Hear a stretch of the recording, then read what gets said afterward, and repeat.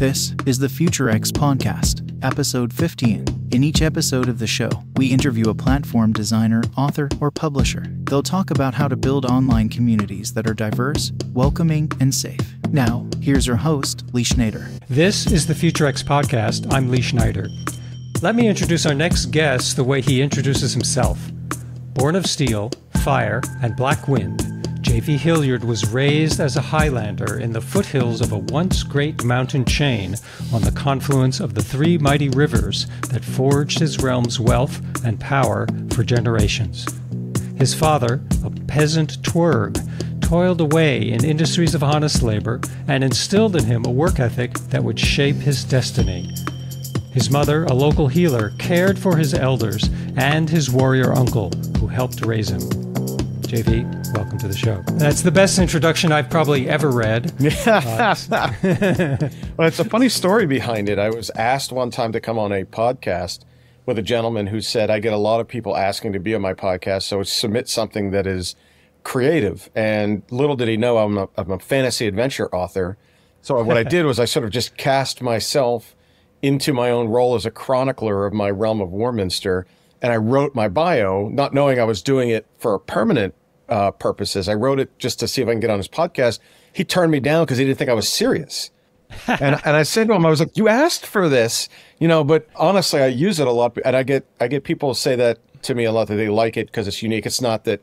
And if you decode that, you can find out that born of steel, fire, and black wind means I'm from Pittsburgh and three mighty rivers. And you keep reading through it, and it's pretty good stuff. So I try to, if you had a decoder ring of J.V. Hilliard, you would know who I was and where I was. Right. It's the three confluence of the three rivers. That's what tipped me. I realized, this has an analog in the real world. So. Exactly right. Had some fun with it, right? Yeah, it's good. So you mentioned Warminster. Tell us about the Warminster Saga, what it is, where it is, and what readers can expect. Yeah, sure. So if you're a fan of either epic fantasy or sword and sorcery or even some dark fantasy, it's probably the series for you. It has a lot of Lord of the Rings kind of baked into it, Game of Thrones. If you've ever played Dungeons and Dragons or you like Sword of Shannara, this is a series for you, and it's based in the realm of Warminster. So, as you can imagine, I'm not allowed to use Middle Earth or the Westeros. So, Warminster is my realm that I've created, and I'm a long-time, role player. I've played Dungeons and Dragons and various games like that over the last 20 years, and during that period, many of those campaigns, we had unique creatures, and we created unique worlds, and even our characters have sort of gone off the rails and done some fun things. So I've baked into my realm much of that which I've built over the years of playing the game. So if you're a video gamer, if you're an RPGer, if you're a cosplayer, if you like that kind of stuff, you're going to like Warminster. And Warminster is exactly that. It's epic fantasy meets dark fantasy, and they come together to create a 4-book series. And those books can be found, as you mentioned, pretty much ubiquitously online. If you like downloading audiobooks and listening to them, or if you like an ebook, you've got your reader, or if you like like you said, analog, you got the whole book that you're sitting down by the fireplace or in bed reading. You can find it at every place from my publisher at Dragon Moon Press all the way down to Amazon, Audible, and points between at your local Barnes and Noble, things like that. So, but the novels start out, in a very epic fantasy kind of way, with the introduction of both the good guys and the bad guys. You follow a multi-point of view, third-person adventure that includes three good guys versus one arch enemy. And there's a little bit of hero's journey in there. You get a lot of forbidden love and some tropes that you find with what I would describe as sort of like the chosen one versus the false prophet. And so Damus Alaric, who's my main character, versus Grey Taurus the Mad, who's the evil villain, come together and duke it out over the 4-book series. Well, that's a great introduction for people. And I know that everyone always wants me to ask, where do your ideas come from? But I'm not going to ask that question, because the answer is always either who knows or from, the ether. Yeah, right. or something, which is a good answer. But I'd like to ask about world building, because what are the rules for for this world that you've built over the books. Yeah, so the rules are there are no rules, right? Like anytime you make up a sci-fi or fantasy novel, you can suspend as much disbelief as you want. You've got to base something in reality, right? And so you'll find things like gravity and a sun and a moon or things, but it doesn't have to be the same everywhere you go. And in my world, a lot of it is based in what I would describe as sort of a traditional fantasy realm where things are primarily medieval to Renaissance, but I've tried to bake into it various parts of our world to make it look familiar. So you'll find some Scandinavian mythos, you'll find some Native American mythos, you'll find some Asian mythos, all wrapped into one to create this realm. And part of that is keeping not just in your head what's going on, but also keeping track of these societies that come together to do that. So I've created a map. I've created what I would describe as sort of like a noble family tree so that you can take a look at the families, because you might lose track of them. Hey, it's an epic fantasy, and book one, there's a lot of new names flying at you. And until you get used to hearing them, this is a way for you to keep track of them. I've even gone through and started to put together for the third novel, which is being released this month.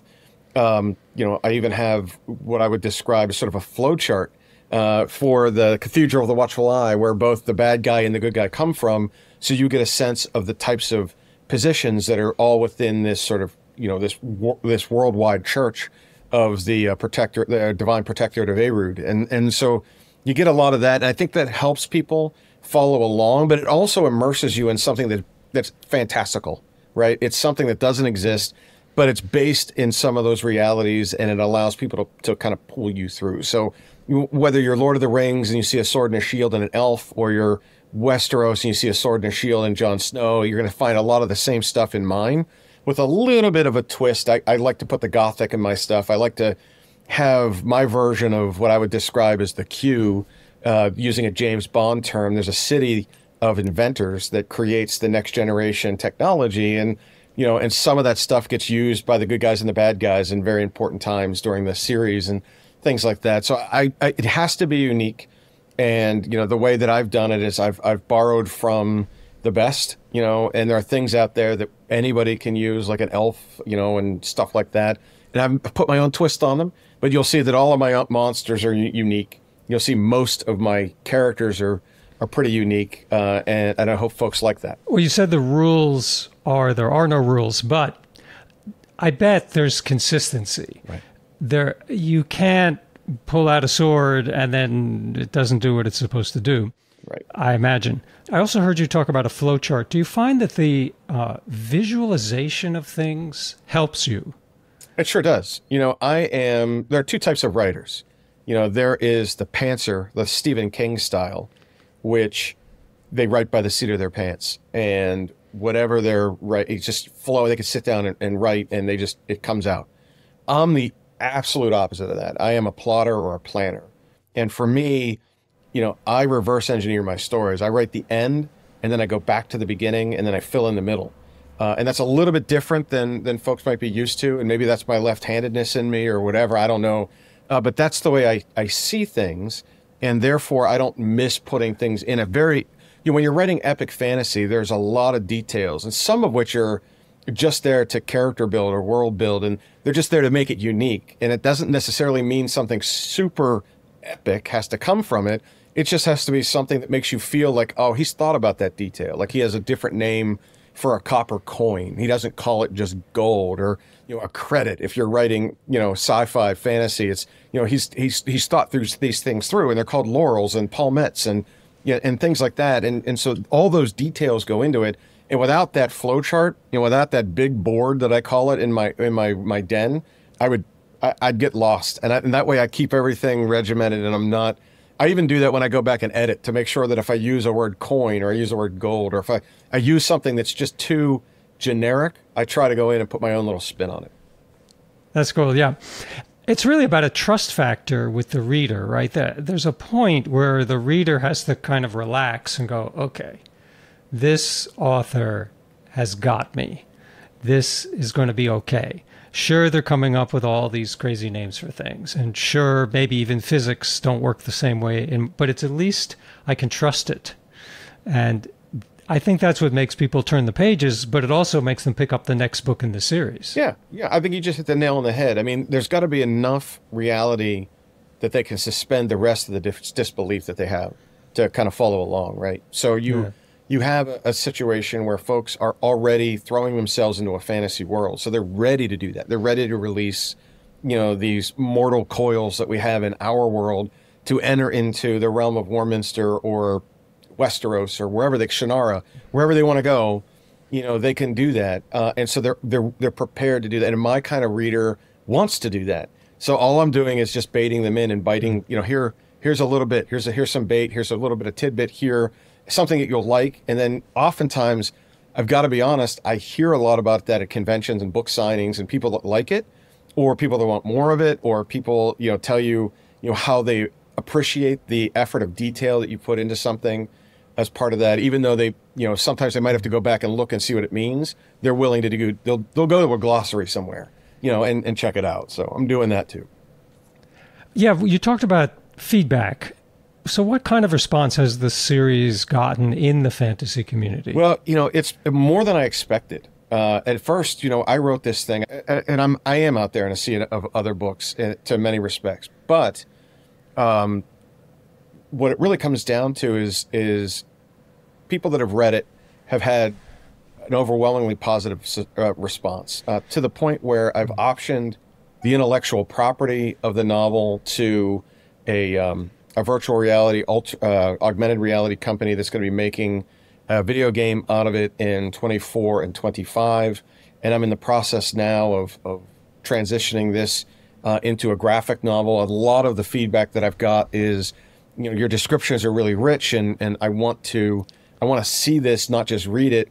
And even though it's years from anybody even remotely considering it for a big screen, I think a graphic novel or a video game will help that effort. And so I've gotten some really good positive feedback on it. A lot of folks that are gamers or RPGers like it, because when they cast themselves into the battles, they can feel the game around them.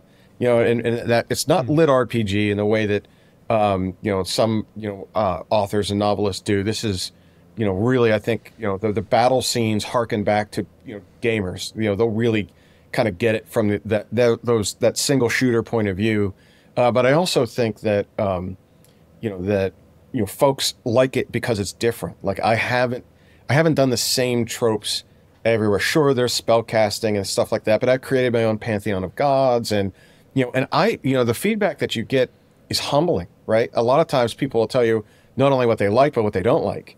And sometimes it's funny. There's a comic relief to it where folks come up and say, please don't kill this character.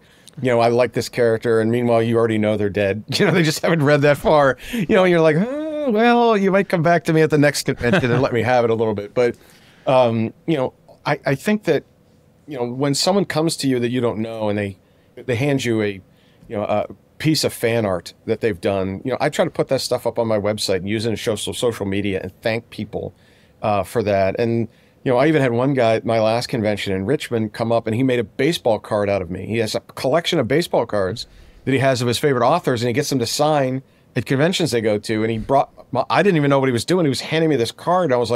I just thought it was cool. I was like, oh, that's a really neat idea. And he liked my stuff so much that I autographed it for him and stamped it with my logo on the back. And that kind of stuff really is, like I said, it's humbling. It's what you hoped would happen when you wrote, and it entertains people. So, I'm always open to constructive criticism, whether I read them in people's reviews that they leave for me online, or they're courageous enough to come up to me to tell me to my face, good, bad, or ugly. And I try to, I try to respect that and learn from that constructive criticism from time to time. I'm curious about extending your work into graphics novels and video games. Not only how that works, but how it got started. Did you wake up one morning and say, I need more merch, I need more IP? Or was it they approached you? Or how does that begin? Yeah, so it began exactly that way. It was, I got approached. There was the CEO of the company read my stuff, and he was a fan, and said, would you consider being one of our first games in the door? And, I didn't know anything about it. And the process started from there. We got together, we talked about it. We sat down with my IP attorney and hacked out a a revenue model that worked for both sides. And then I started into it. Now, I'm not a technologist by any stretch, so my input is limited except for setting the confines of what the realm really is within the game and giving him details on character backgrounds that he's used to promote the game as they're getting early adopters and play testers for it and things like that. And, I'm basically a storyboarder. It's like I'm there to tell them this is how this would go and, help them. And their team, to their credit, has read through it. They get it. They ask questions. They never do anything without my approval. And it's just been a lot of fun. On the graphic novel side, it came from one of the Discord groups that the video game company had set up. There was a gentleman who was working on graphics for them that says, I also do graphics for graphic novels, and he started showing me some of the fan art that he was just drawing because he was trying to design the graphics for the game. And he's like, what do you think of these? And then that became the concept of going out and finding a publisher who would publish a graphic novel. And they're interested in doing that if you have enough of a fan base.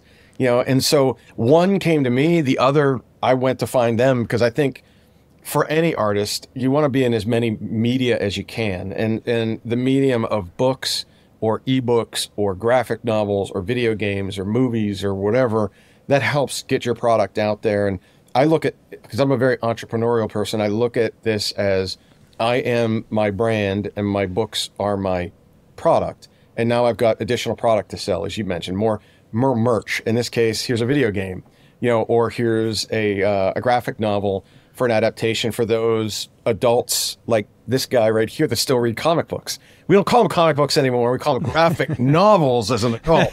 But still the same thing, right? Right. It's interesting to me that you're not seeing it as a dilution, or you're not being a purist about it. It's okay to extend and build out and have more folks, in some ways inviting more points of view, inviting more creative people in to the vision. Well, 2 minds are better than one, right? And 20 minds are better than 2. You always have to be the captain of the ship if it's your intellectual property. But I also know what I don't know. And I could never create a video game for myself. And that's an additional revenue stream. And potentially folks that'll play the video game might want to buy the books, or folks that are reading the comic/graphic novel might also want to buy the books or play the video game. And so it's just another way of getting the story into as many hands as possible. And in some cases, what I've learned in the graphic novel stuff is that, I can take 2 pages explaining something that's going on. In a graphic novel, you've got 1 square of 3 or 4 squares on a page, and it's got to say exactly that.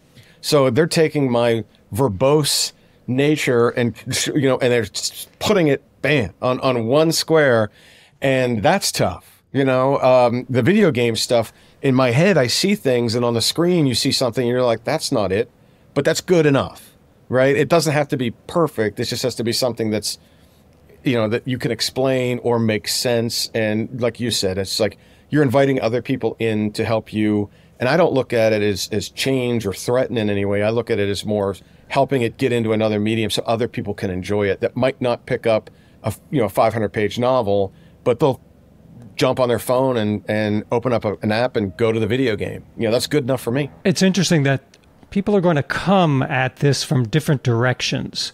Like you said, not everybody is a 500-page novel reader, but it's kind of cool that they could experience it in a different format. And maybe they will read the novel, or maybe they won't. Is it okay with you that, aside from the money and the fun and the notoriety, is it okay with you that they might just consume some other type of media and never come to the books? Yeah, I'm okay with that. It's a good story, right?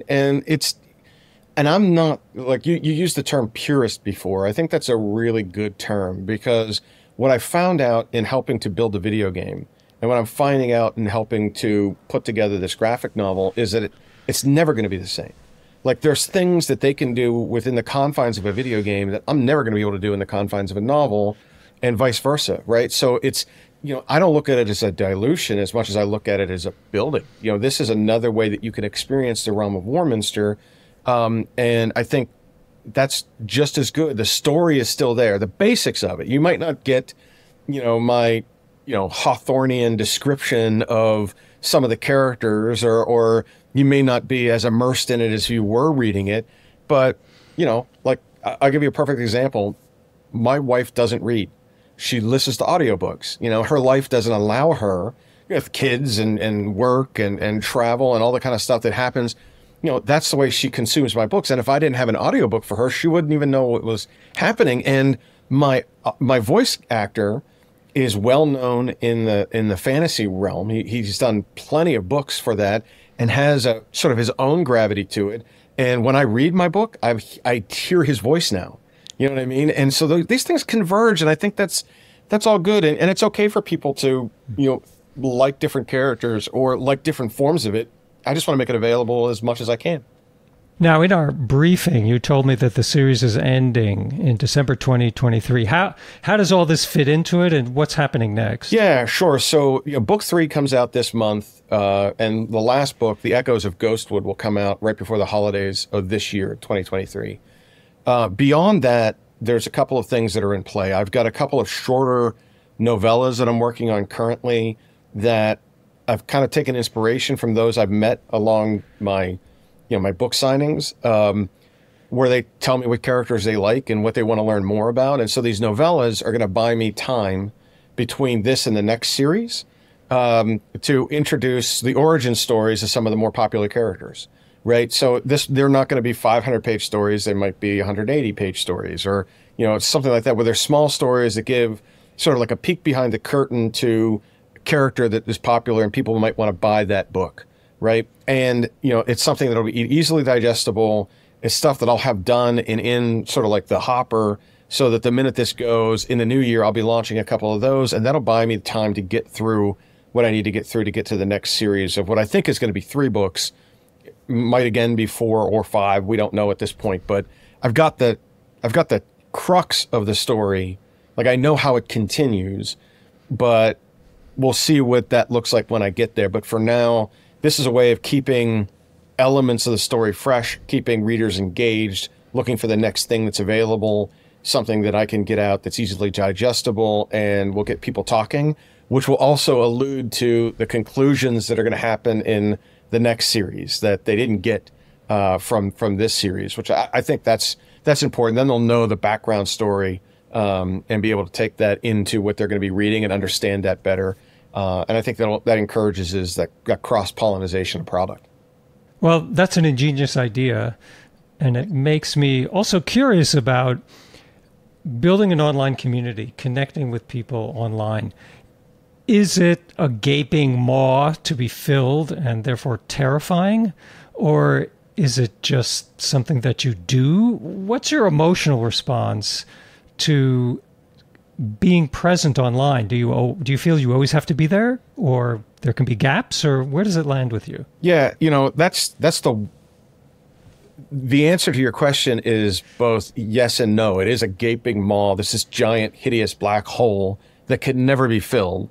But if you're not there, you're conspicuous in your absence, right? In order to be successful in our business, especially those that are not with the top, the big 4, big 5 publishing houses.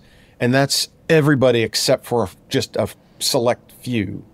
We're competing for that same real estate, right? And so whether you're an indie author who's just throwing your product out into the sea of Amazon, or you're someone like me that's working with a small niche publisher. I mentioned the name Dragon Moon Press before. If you can't tell what she publishes by the name, then you're not paying attention.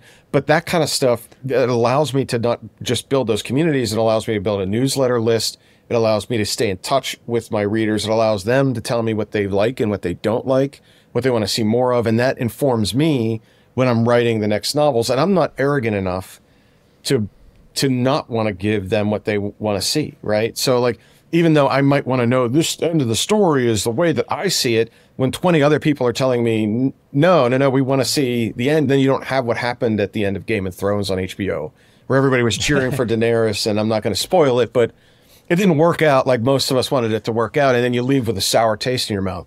This is entertainment. I want people to walk away being entertained, and if it's okay if they have a good ending, or it's okay if not everything happened that they wanted to have happen, but at least they know that they can get a hold of me.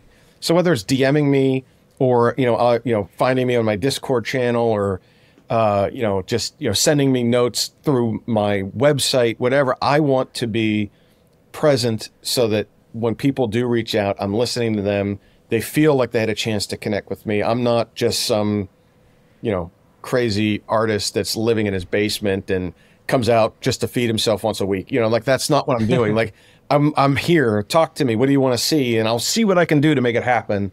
And I think that, not everybody thinks that way. And I get that. I'm not saying my way is right, but the tools that social media brings us are free, save for the time value of money that we, like me putting in time. Sure, there's value in that.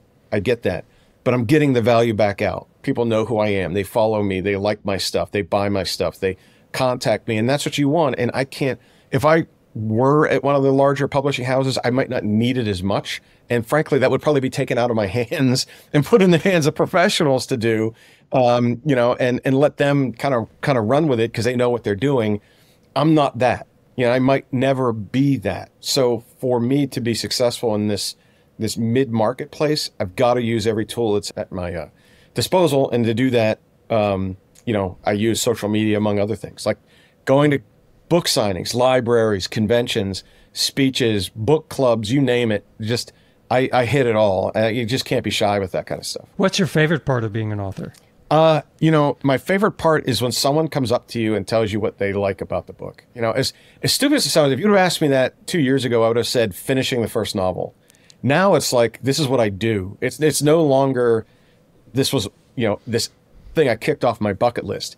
Now that I'm living it. And when you get someone coming up to you, asking you, like I was at the GalaxyCon in Richmond a couple of months ago, and just being able to be part of the classes that they had for first-time authors, or a judge for their creatives and things like that, you feel like you're part of a community that cares. These people spend their time to come and see you, in some cases their money to come and see you, and then want to tell you what they thought about your stuff. And it's as strange as that humility is for you. Like when you find out that people really like it and they're waiting for like, when's the next one coming out? I can't believe you did that. Tell me how, you got to tell me how this ends, or, that kind of stuff. Or they want to vote on, colors for coats of arms and stuff. It's just really cool. That part is my favorite part, because then that energizes me, and it's like, I want to write more. I got to get out there more. More people want this. I have to do this for them so that they can continue on in the story. And so I think that's the most rewarding part, and the part I like the most is that contact with readers. That sounds great. Very rewarding. So what's your least favorite part? Editing. And I'm going to tell you right now, if any author is being truthful with you, that is the worst part of this job. And part of it is it slows the pace, right? There's when you get into a groove, at least I get into a groove when I'm writing, you're just hoping that the thing you hand to your editors is almost done. Like when they're going to send back, and they're going to send back this really good, and it's never that way. Like my first drafts have 1,100 mistakes in them, and that's no exaggeration. And you go back and you have to, fine tune and hone and make perfect. And there are things in there that you miss because you're too close to it, or it's happened in your head but hasn't happened in the novel yet. And you're like, oh, there's an entire gap of a chapter I've got to write or rewrite. And, authors call it killing their darlings. There are things that you have to cut that hit the film room floor that you love that will never see the light of day. And you have to listen to your editors. You have to listen to your beta readers. You've got to listen to your publishers. They're telling you what you like. It's almost like you get into a sneak preview of a movie and they're showing you one of three endings and you're telling them which one you like the most, right? That's the thing that's going on there. Your beta readers get your books and they're like, I don't understand this, or what does this mean? And, there's something missing here. When you hear that enough, you're like, all right. And it's just tough because then you got to go back and cut stuff and add stuff and reread. And it's the process of it is just demoralizing, because you realize how great you think it was when you hand it to somebody. And then by the time they hand it back, you're like, what? Like I had that many errors, and most of the time they're right. What I find so often is what you call continuity in a movie.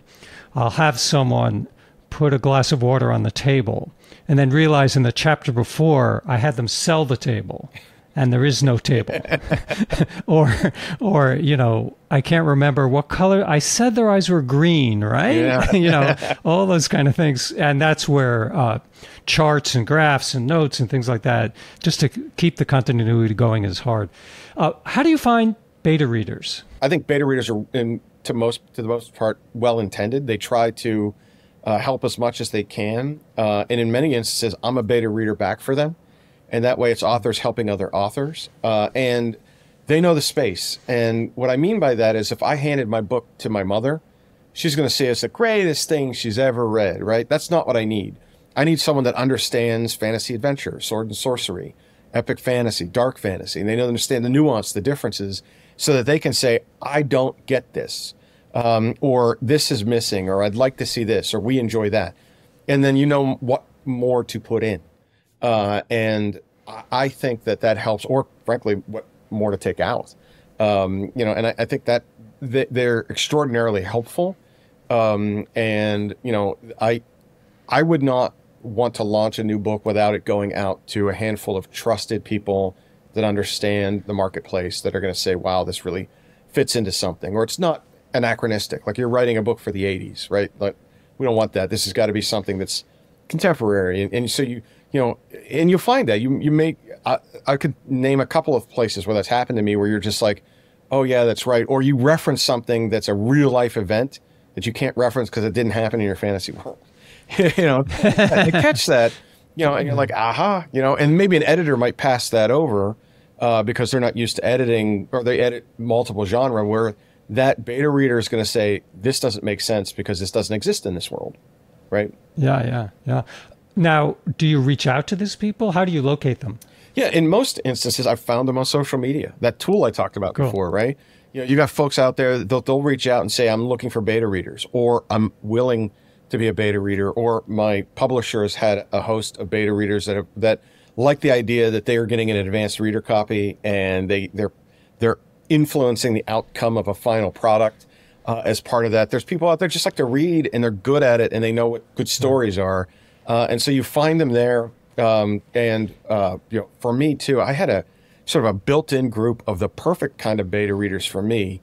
I ended up taking a class at a community college about how to write my first novel, and no one in my class wrote fantasy. And, you know, they were like memoirists and romance authors and horror novelists and things like that.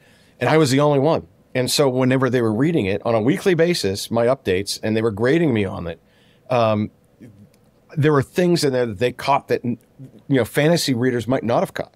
You know, so by way of example, I use the term "which is familiar."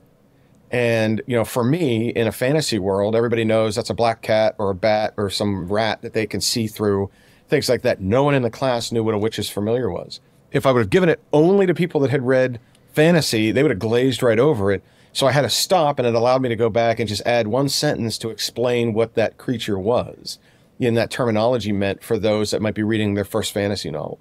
And it's that kind of stuff that I think is important too. So even though I think the folks that are in your genre make the best beta readers, I share it with other people that, you know, let's face it, iron sharpens iron, right? You know, and you got to, you know, other authors that are out there hustling, and I'm doing the same thing to their stuff, where I don't understand why they say things in their romance novels and they laugh at me because it's part of the romance fixture. And I didn't know, you know, but it's like I'm helping them in the same way they're helping me. And that's why I find it very important. That's smart. I like that. So what should we leave people with? We're coming to the end of our time. Mm-hmm. Is there anything you'd like to add here that we could have folks remember when they think back to this podcast? Yeah, so I find that a lot of people that read my stuff also want to write my stuff. You know, they want to be writers. And I would say to any aspiring first-time author, because I used to be you, and I was just you just a few short years ago, 3 things that I would offer to them. First is always be open to constructive criticism. No matter what you think, some people are going to have better ideas than you, or they're going to point something out and you're going to say, wow, you know what, maybe I should have done it that way. So even though it might sting, that one moment of sting, it's like getting a shot. It's going to heal you. It's going to do something better for you. So suck it up, grow a thick skin, listen to constructive criticism. Secondly, write every day. Make it muscle memory. And what I mean by that is you don't have to write a chapter a day, a story a day. It could be outlining your future project, right? Like go and and tweak something and make that work. And I think that it's that consistency that allows you to get up every morning and write something new. And without that, you feel like the days I don't write, I feel like I'm missing it. Like I missed going to the gym, right? Like there's something there that I did something wrong today, and then, lastly, I would say use every tool. And you mentioned this a little earlier in your questioning, use every tool that you can at your disposal to promote your work. So if you're the kind of person that just looks at it as art and you don't care that only 40 people read it, then that's fine. If not, look at it and really bear down into it. Lean into social media because it's free. Lean into anything that you can get that's free, that's going to expand your network, provide you with opportunities. And I look at it as, having my own business, right? I am an entrepreneur of my product, right? And here's my product. Go and buy it and consume it. And so those are the three things I would leave any future aspiring author to as a piece of advice. Excellent advice. Thank you. JV, thanks so much for being on the show today. This was a lot of fun. It was my pleasure, sir. This 45 minutes flew by, so boom. Yeah, I really, really appreciate it. That's it for today's episode of the Future X podcast. Listen to all our episodes on Apple Podcasts, Spotify, Amazon, Google, or anywhere fine podcasts appear in your feed. For more info about Future X, visit futurex.studio.